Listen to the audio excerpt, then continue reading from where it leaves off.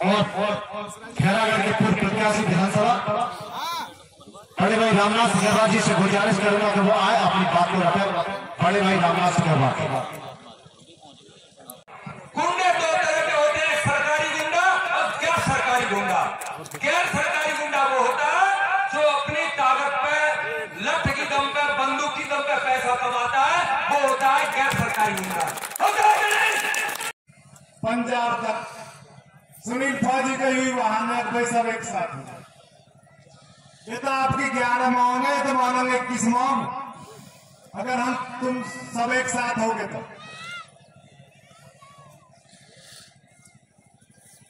धर्म, हिंदू, मुस्लिम, मंदिर, तमाम बीमारियों को साथ लेकर के एक बीमारी पैदा करते हैं सांसद विधायक। ये बीमारी है, तुम नारा पैदा होता है, पर मेरी नजरों में जाति पार्टी धर्म का वोट दे करके छोटे दलाल को बड़ा दलाल बनाया नहीं। और जिले पर जितने भी डीएम कमिश्नर, क्यों सही ताल मिलाएंगे तो डीएम रहेंगे, कमिश्नर रहेंगे, थाने में रहेंगे, तहसील में रहेंगे। अगर मेरे की ताल नहीं बजाई तो खाएंगे। तो ईमानदार IAS IPS अधिकारी कभी डीएम कमिश्नर नहीं बन सकता। हुआ था, एक ने किया था, दूसरा सन में महाभारत चल गया। अब रोज बड़े चौराहे में हर ऑफिस में चीरण हो रहा है, शोषण हो रहा है, अत्याचार हो रहा है। और जो शोषण करवा रहा है आप उसको जाति और पार्टी धर्म के नाम पर गांव में बुलाए के बाद साढ़े बेईमान चला रहे, माला पहना के सरवना चुल्लू हो पानी में तुम बच जाओ और वो तुम कह मैं बच जाऊं तो तुम बच जाओ। हकीकत कह रहा हूं इस बात को। भाइयों मैं जा रहा हूं अभी अंजुमन भाई, मैं कुछ ज्यादा बोल गया हूं, बस लास्ट में मैं चल रहा हूं, जिन्नात हो जाओ और इसका साथ दीजिए। इसका तो मुझे बोलना पड़ रहा है तो तुमने नहीं बस सकता ना पसंद जाओ बनिए कोई कमी है रामनाथ करवा रहा मैंने आर्मी से और जिस दिन तुम निकलेंगे संग ये सुतन गड्ढा खोद कर लेंगे। ज्यादा ना बोलो, मैं चल रहा हूँ, खेला करते हूँ, लाखों लोग मेरे साथ देते हैं। और पुलिस वाले भाइयों, मैं भी वर्दी को देखता हूँ, वर्दी वाला मैं जाता गाड़ी बिठा के ले जाता हूँ। और भैया से दया किया करो, जब इनके गलती है जाए तो नहीं कहते तुम 4 आने का पुलिस वाले भाई तुम दिन में गए इतना भी ख्याल रखिएगा, हमें और मत बोलिए, मत का साथ दीजिए। राम राम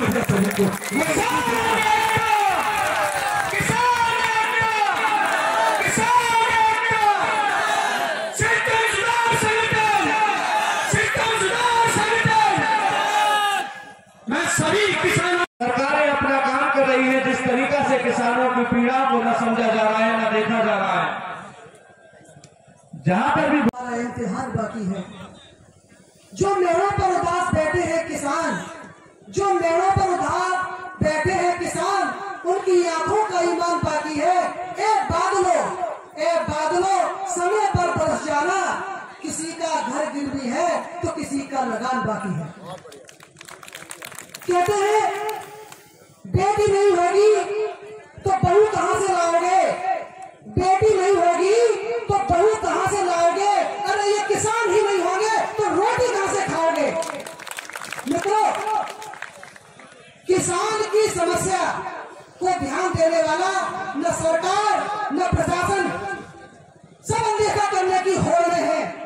मित्रों, मैं इस मंच के माध्यम से इस सरकार को और इस पूरे सिस्टम को ये संदेश देना चाहता हूं कि अपने सिस्टम को फॉलो करने के लिए किसान की समस्याओं का निराकरण प्रथम सूची में करना। अगर ये किसान दुखी रहेगा तो ये मान लीजिए तुम्हारी तनख्वाहें, तुम्हारे बच्चों की फीस, तुम्हारी आवश्यकताएं सब किसान के खेतों से होकर के जाती हैं। वक्ताओं की सूची बड़ी लंबी है, अपनी बात को विराम देते हुए आज करके हम लोगों को भूल करके अपना काम निकालते हैं, मगर ये आपके क्षेत्र का नौजवान साथी भाई अंशुमन जो लगातार नोएडा दिल्ली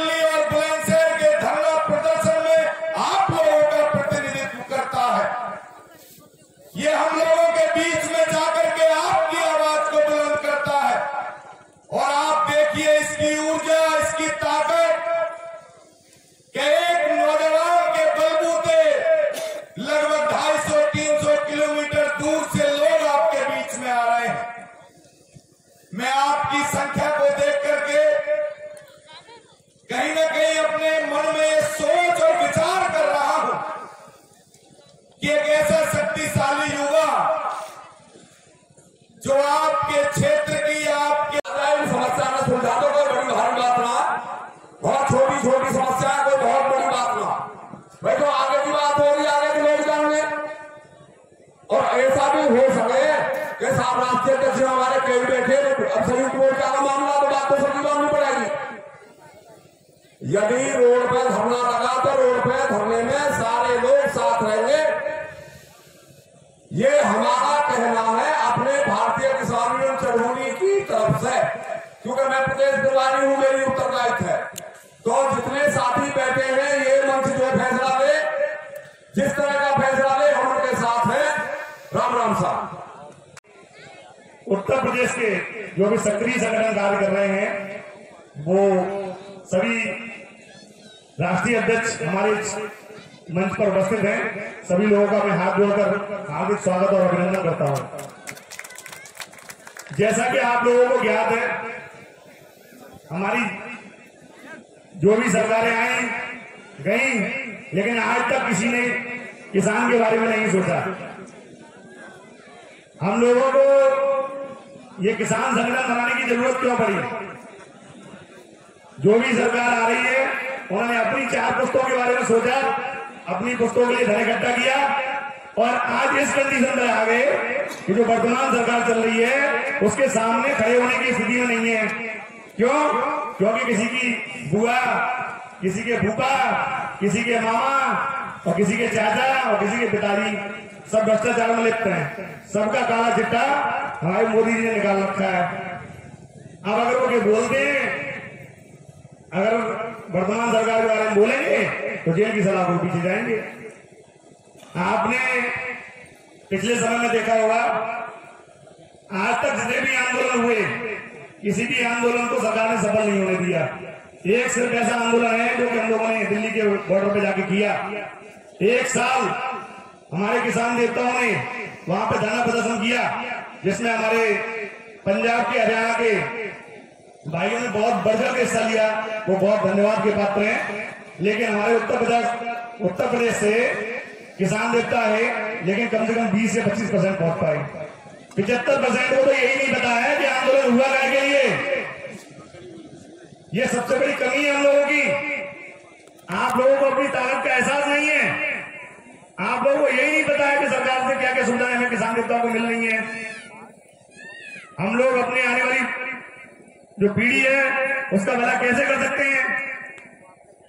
हम लोग किसान संगठन चला रहे हैं। हमारा मेन उद्देश्य है गरीब किसान और मजदूर की मदद करना। जो पैसे वाला है, व्यापारी है, उसकी मदद के लिए तो विधायक और सांसद बहुत आगे खड़े हो जाएंगे, लेकिन किसी गरीब की, मजदूर की झोपड़ी में जब आग लगती है, कोई गरीब जब अपनी बेटी के विवाह के लिए पैसे इकट्ठा नहीं कर पाता है, तो उसके दिल से पूछिए, उसकी आत्मा से पूछिए, उसको क्या बीतती है। आज हमारे उत्तर प्रदेश का किसान, पूरे भारतवर्ष का किसान, आप साल भर का आंकड़ा उठा के देखिए, 1 साल के अंदर 13,000 से ऊपर के किसान देवता आत्महत्या कर रहे हैं कर्जे की वजह से। बड़े बड़े अडानी, अंबानी, सारा इंडिया वाले यहां से 5,000 10,000 करोड़ का घोटाला करके फरार हो जाते हैं और सरकार उनका कर्जा माफ कर देती है। लेकिन अगर हमारे किसान देवता की प्रति 1 लाख से ऊपर या 2 लाख से ऊपर कर्जा हो गया तो उसके घर की खोगी का आदेश आ जाता है। सोचा क्या आप लोगों ने कभी इस बात को? कभी गंभीरता से लिया इस बात को? क्यों? क्योंकि हम लोग एकजुट नहीं है। आज भी हमारे पूरे उत्तर प्रदेश में 386 से ऊपर किसान संगठन सक्रिय हैं। लेकिन अगर हम लोगों में एकता हो जाए तो आने वाली सरकार किसान की होगी। ये आप लोगों को सोचना है, विचार करना है इस चीज पे। अगर हम लोग अपनी मुट्ठी को बंद कर लेंगे तो जो भी सरकार बनेगी हमसे आगे पहले पूछेगी कि बताइए किसान देवताओं, आपका क्या काम है, क्या परेशानी है आपको, क्या दर्द है आपको? उसका एहसास इन आने वाले विधायक और सांसदों को होगा, क्योंकि कोई भी सरकार आपके बिना मत के नहीं बन सकती। कोई भी व्यापारी, कोई भी नेता लोहा नहीं खाएगा, हेलीकॉप्टर नहीं खाएगा, मोटरसाइकिल नहीं खाएगा। उसको खाना है अन्न, और अन्न पैदा कौन करता है? अन्न पैदा करते हैं हम, अन्न पैदा करता है किसान। और उसकी कीमत लगाते हैं बिचौलिया। आप बताओ, एक माचिस पैदा करने वाला व्यापारी उसका दाम लगाता है कि सर इसका 1 रुपए है एमआरपी, 2 रुपए एमआरपी है। आप देखो, आज से 70 साल पीछे चले जाओ, 70 साल पहले गेहूं की रेट क्या थी योगेश? 70 रुपए क्विंटल। और सोने की रेट क्या थी? 65 रुपए तोला। हमारे बड़े बुजुर्ग बैठे हैं, तो जानकारी होगी। उस टाइम सरकारी डीजल को दंगल मिलती थी 70 रुपए। 1 क्विंटल गेहूं लेने के लिए पूरे महीने की तनख्वाह चली जाती थी। आज सरकारी डीजल को तनख्वाह कितनी मिल रही है? आप बताओ। 70,000 रुपया, 75,000 रुपया। और गेहूं का रेट कहाँ है? 2,000 रुपया, 2,500 रुपया क्विंटल। यही स्थिति है। आज इसी वजह से हम लोग कर्ज ला रहे हैं। अपने आप को एकजुट करिए, एक मंच पर लाइए। और मैं बहुत बहुत धन्यवाद करता हूं बड़े भाई सुनील फौजी जी का, जिन्होंने आज इस संयुक्त मोर्चा की मीटिंग का, हमारे अंशुमन भाई का, जिन्होंने आज इस संयुक्त मोर्चा के माध्यम से हम लोगों को आह्वान किया है, हम लोगों को एक मंच पर लाने का कार्य किया है। तो मैं अंशुमन भाई को आश्वस्त करना चाहता हूं कि जब भी आपको हमारी जरूरत पड़ेगी सिर्फ एक फोन कर देना, हमारी पूरी टीम का एक सिपाही आपके पास खड़ा होगा। जय जवान, जय किसान। एक साथ मंच पर लाने का निवेदन कर सकते हैं, लेकिन कोई भी ताकत जब भी आगे बढ़ती है जब हम सब अपनी बराबर की जिम्मेदारी, बराबर की हिस्सेदारी लेकर आगे बढ़ते हैं। हम इसी आह्वान को लेकर चल रहे हैं कि ये संगठन इस तरह का संगठन होगा कि इसमें हर एक संगठन के राष्ट्रीय अध्यक्ष को बराबर की पावर होगी। यह कोई भेदभाव वाला संगठन नहीं होगा। हर जाति धर्म के लोग सबको एक करने का काम करेंगे। 36,000 रुपये उस समय 2013 में तय हुए, जो कि अब 10 वर्ष के बाद अब 2023 भी क्रॉस होकर 24 लग गया है। उनको डबल करने की हमने मांग की है। 12,72,000 रुपये एक बच्चे के बनते हैं नौकरी के। या तो आप नौकरी दें या 12,72,000 रुपये उसका आप खाते में डालेंगे, आप उसको जमीन का 4 गुना मुआवजा देंगे, आप उसको 20% प्लॉट देंगे, तभी हम जमीन पर कब्जा होने देंगे। नहीं तो निश्चित तौर पर हम इसका पूरा विरोध पूरे प्रदेश में पूरे राज्य से करते हैं। और इसी की तैयारी है। इस हमारे ज्ञापन में जो हमारे मुद्दे हैं नए अर्जन कानून के संबंध में, और जो हमारे चाहे वो पशुओं, जो आवारा पशु है वो किसानों की फसलों को बर्बाद कर रहे हैं, उनके लिए भी हम ये नहीं कहते कि उनका हक नहीं है। जो पशु है उसका भी हक है। उसके लिए जो चारा रहा है उसकी जमीन को सरकार ने छीन लिया, तमाम प्रोजेक्टों में आपने दे दिया।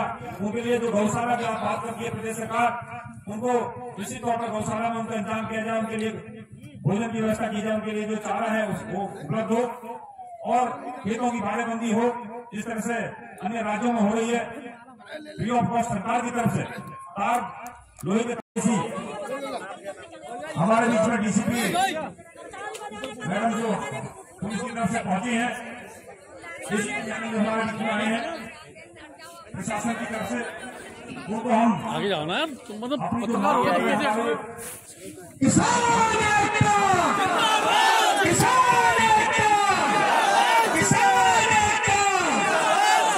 भारत सूत्रीय मांगे हैं किसानों की। विशेष तौर पर इसमें नया भूमि अधिग्रहण कानून 2013 वो लागू किया जाए, उसके सभी लाभ, उसमें जो बाजार दर का 4 गुना मुआवजा किसानों को मिले जहां भी जमीन जा रही है, 20% प्लॉट विकसित करके दिया जाए। प्रत्येक युवा को जो भी कुटुंब है पृथक कुटुंब मानते हुए, जैसा कि एक्ट के अंदर है कि हर एक 18 साल के बच्चे को पृथक कुटुंब माना जाएगा और प्रोजेक्ट इफेक्टिव फैमिली माना जाएगा। परियोजना से प्रभावित परिवार मानते हुए उनको सभी को रोजगार मिले। अथवा आपको कैसी तो 3-4 किलोमीटर NH2 का ये नवलपुर गाँव है, वहाँ पर एक रॉन्सस कंपनी है, जो बहुत बड़ी कंपनी, उसने 2012 से वहाँ जमीन खरीदी, वहाँ एक फैक्ट्री लगाई, फैक्ट्री का गोदाम बनाया। उसने हमारा बंबा, सिंचाई का जो बंबा है वो खसरा खतौनी में दर्ज है, अभिलेखों में भी है और मौके पर भी है। और 2014 में SDM एतमादपुर उस समय तत्कालीन जसप्रीत कौर, जो आज सुल्तानपुर की DM है, उन्होंने जांच की थी अतिक्रमण के संबंध में, और उन्होंने जांच के उपरांत उस दीवार को हटवाया था, उसमें पानी को संचालित कराया। अगर उसमें आज अगर पानी संचालित होता है तो 36 गांवों के किसानों को सिंचाई के लिए पानी मिलेगा। लेकिन 2014 में तोड़ी गई, 15 में उनका ट्रांसफर हो गया। 15 में ट्रांसफर होते ही वो थैला आ गया, पैसा आ गया, फिर दीवार लगी 15 में दीवार लगी 3 साल, फिर आने के मूवमेंट की उसमें 2018 से हम उसमें लड़ाई लड़ रहे हैं। हम प्रशासन को जो 2014 में जांच हुई थी, जांच की प्रक्रिया उपलब्ध करा रहे हैं, जो मौका माना उसको दे रहे हैं, जो अभिलेख है वो उपलब्ध करा रहे हैं। मतलब तीनों चीज, जांच, अभिलेख और मौका, मतलब आगे बम्बा पीछे बम्बा और बीच में ना है। तो हम ये कहना चाह रहे हैं प्रशासन से कि या तो अभिलेख मान लो सही, या तुम ये लिख के दे दो ये जो खसरा खतौनी और झूठे, तो हम अपनी लड़ाई खत्म कर देंगे।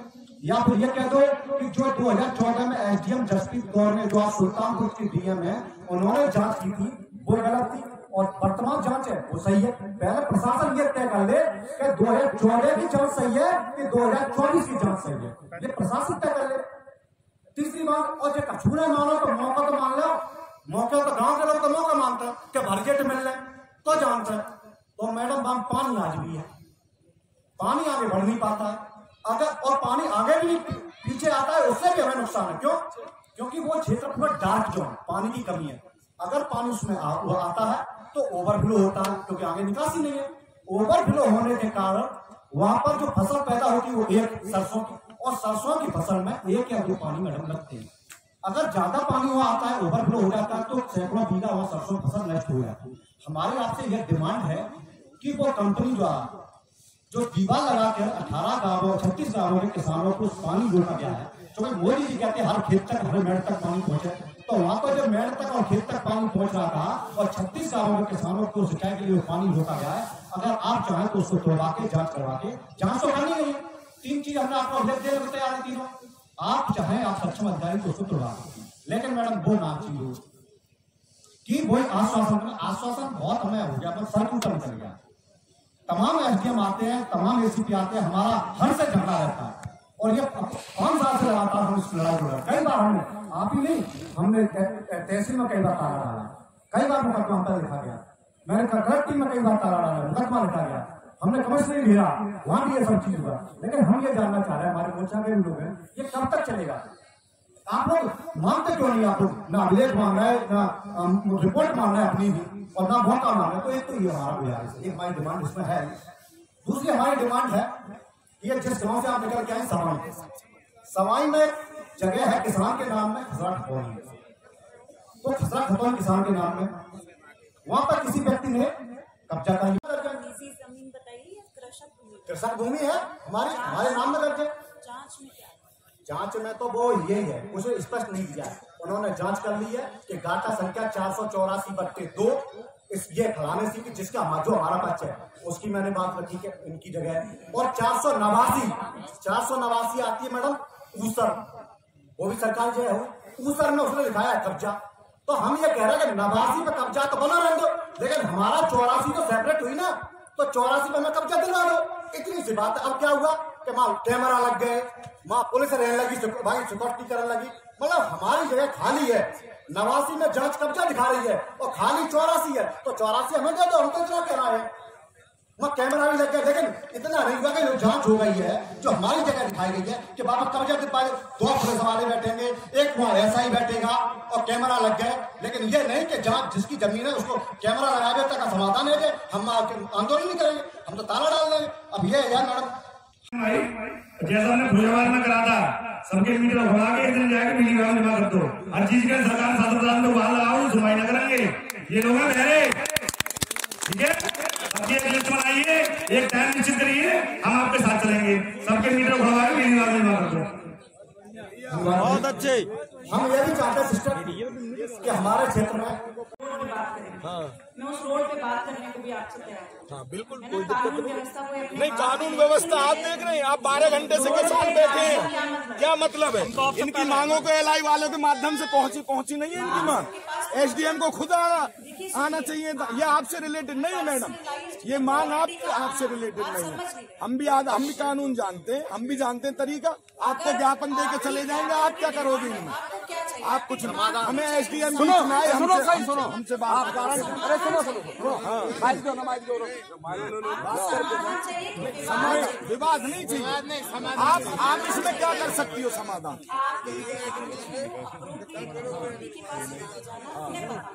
ऐसा नहीं है कि एसडीएम साहब यहाँ आएंगे उनके ज्ञापन लेने से आपकी डिमांड एसडीएम से हम वार्ता करेंगे खड़े होंगे नहीं आए एसडीएम साहब नहीं आए आने से पूरी नहीं हो जाएगी मैडम सुन रहे हो हमारी बात हमारी बात मेरी सुन ले आपकी मैंने बहुत देर सुनी अब मेरी तो कहीं ना आप तक एक भी अभी तक जो डिमांड्स रखी जा रही थी मैं सुन रही अब मेरी सुन सुना आपकी डिमांड्स पूरी होंगी। आपने यहाँ महापंचायत का आयोजन किया, अपनी डिमांड्स रखी।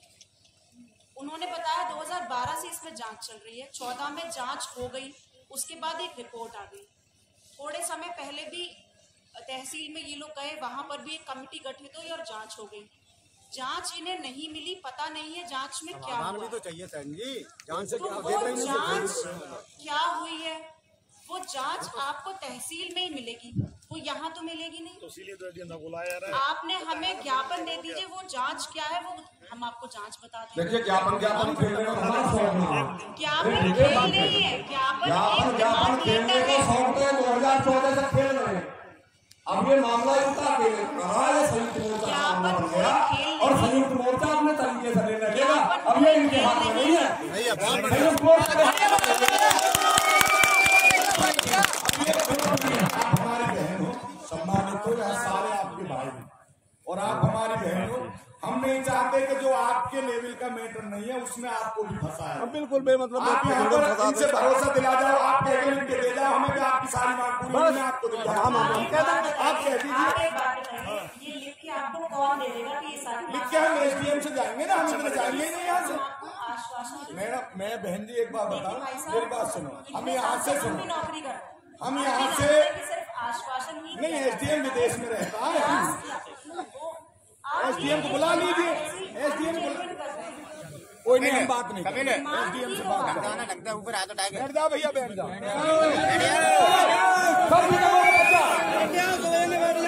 सारे लोग पीछे हमको गारंटी चाहिए, हमें गारंटी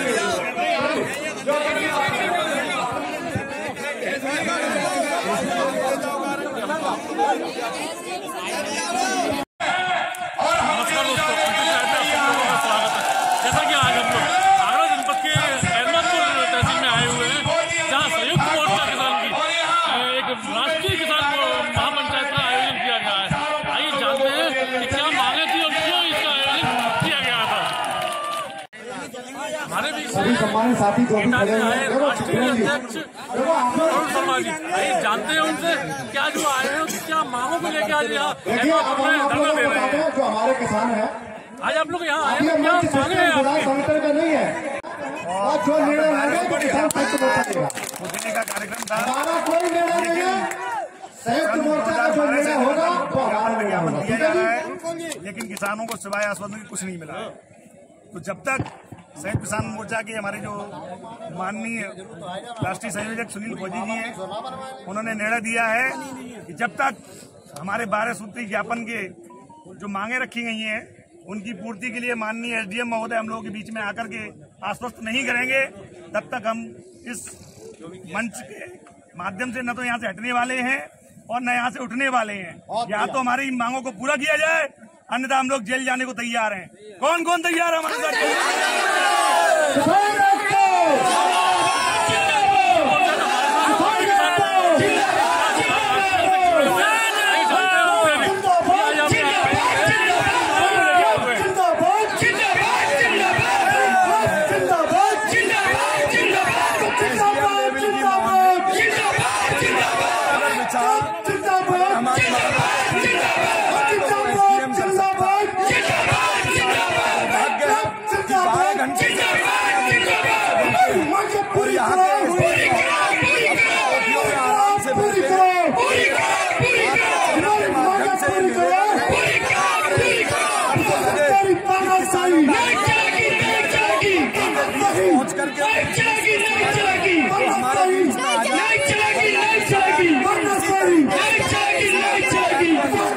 जिंदाबाद जिंदाबाद।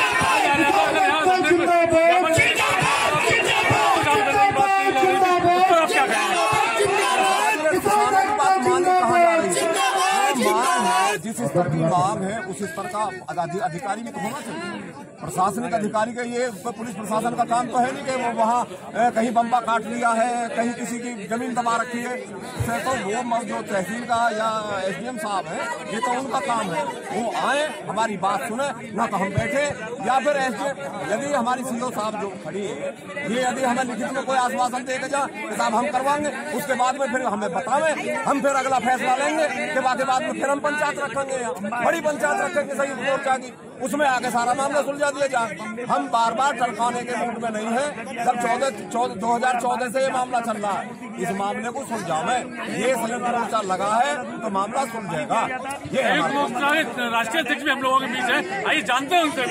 आज आप लोग यहाँ धरना दे रहे हैं, उनका मेन उद्देश्य क्या था? मैं बताना चाहूँगा इसलिए आज जो संयुक्त मोर्चा किसानों का जो बना है, खासकर हमारी जमीन से जुड़े अधिकारों उन सभी मुद्दों पर हम काम कर रहे हैं और वेस्टर्न यूपी से लेकर के दिल्ली एनसीआर और राष्ट्रीय स्तर पर जहाँ भी किसानों की समस्या है उसमें हम सभी लोग मिलकर जा रहे हैं।